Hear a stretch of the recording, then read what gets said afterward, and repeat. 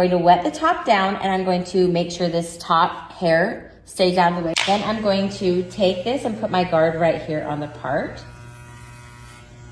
And I'm just gonna go straight back. You can either go all the way up, same length, or you can start fading it and do like an even fade. I'm going to take it up here. So remember, behind the ear, that's where the end of the part is. Now, here's the swirly guy. I'm going to start diagonaling it down. I've already done the number 1 right here.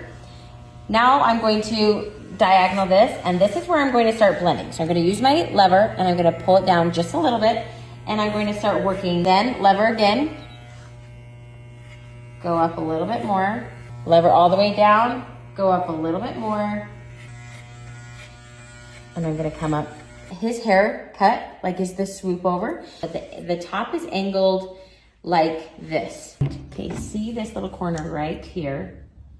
You're just going to take that little hair off. You're gonna take little parts all along the hairline. You take right here on this section and take a few snips here and take care of that line.